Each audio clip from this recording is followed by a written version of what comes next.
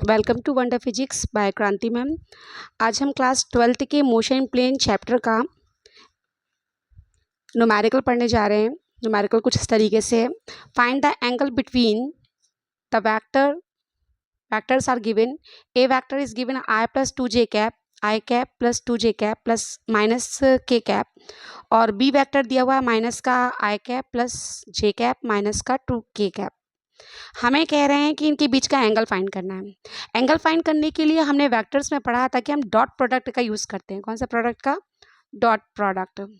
तो dot product में हम देखिए, सबसे पहले हमें क्या करना होगा, हमें वेक्टर ए दिया हुआ है, वेक्टर बी दिया हुआ है, हम दोनों के मॉड्स निकालेंगे। राइट, मॉड्स निकालने के लिए हम क्या करेंगे, हम यूज़ करेंगे फॉर्मूले का। Mod of vector A is equal to होता है आई कैप के साथ लिखी हुई क्वांटिटी, यहाँ पे कितनी लिखी हुई है, कुछ भी नहीं लिखा, यानी कि 1। तो हमने फॉर्मूला पढ़ा था ए एक्स स्क्वायर प्लस ए वाई स्क्वायर प्लस ए जेड स्क्वायर इन रूट। ए एक्स मतलब है, इसका कंपेयर हम यहाँ से करवाएंगे, ए एक्स आई कैप प्लस ए वाई जे कैप प्लस ए जेड के कैप से। तो देखिए ए एक्स का वैल्यू 1 आया है, ए वाई का वैल्यू 2 आया है, और ए जेड का वैल्यू माइनस का 1 आया है। तो पुट कर दीजिए यहाँ वैल्यूज, 1 का स्क्वायर प्लस 2 का स्क्वायर, यहाँ पर आएगा माइनस के 1 का स्क्वायर। 1 का स्क्वायर 1 हुआ, ये भी 1 हुआ, 2 का स्क्वायर 4 हुआ, ये 1 हुआ, यानी कि 5 1 6, तो √6 आ गया हमारे पास। वेक्टर ए का मॉड निकाल लिया हमने, ठीक है, मैग्नीट्यूड निकाल लिया है। इसी तरीके से हम वेक्टर वी का मॉड निकालने जा रहे हैं। तो √ के अंदर अब यहाँ पे व्हाट ऑब्वियस हो जाएगा, बी एक्स का स्क्वायर प्लस बी वाई का स्क्वायर प्लस बी जेड का स्क्वायर।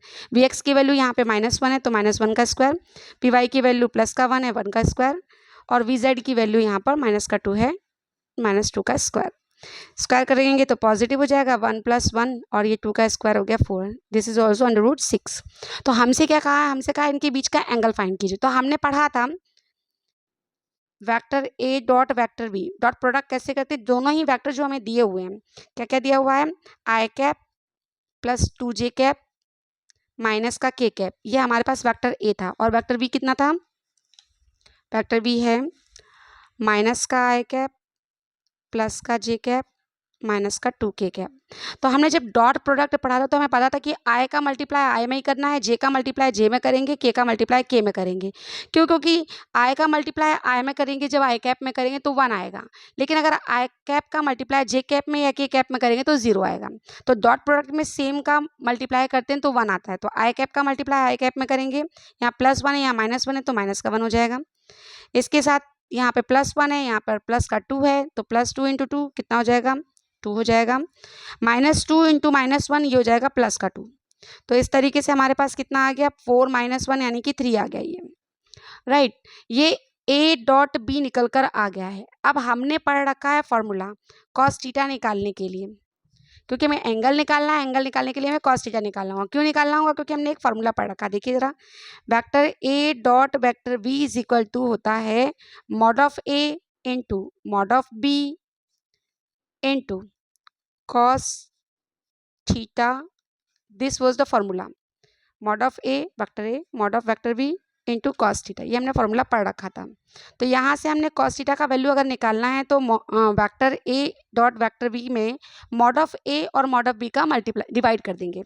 तो निकाल लेते हैं यहाँ से, cos theta is equal to क्या हो जाएगा, vector A dot vector B upon में वेक्टर ए का मॉड इंटू वेक्टर बी का मॉड। ए डॉट बी की वैल्यू हम ऑलरेडी निकाल के बैठे हुए हैं, कितना आया था हमारा, 3 आया था, और मॉड ऑफ ए की वैल्यू √6 थी, मॉड ऑफ बी की वैल्यू भी √6 थी, तो √6 × √6 ये आ गया। √6 2 बार है तो ये एक बार 6 आ जाएगा। अब हम 3 से डिवाइड कर सकते हैं, 3 1 जा 3, 3 2 जा 6, तो ये cos theta is equal to हमारा आ गया 1/2। अब हमको पता है cos में 1/2 किसकी वैल्यू होती है, cos 60 की वैल्यू होती है। इसका मतलब लिख सकते हैं cos theta is equal to cos 60 degree. cos compare करवाया तो थीटा इज इक्वल टू यहाँ पर आ गया 60 degree. This is the answer. I think so it is clear. अगर जानकारी समझ में आई है तो चैनल को लाइक करें, सब्सक्राइब करें और शेयर करें। जय श्री कृष्ण, जय श्री राधे।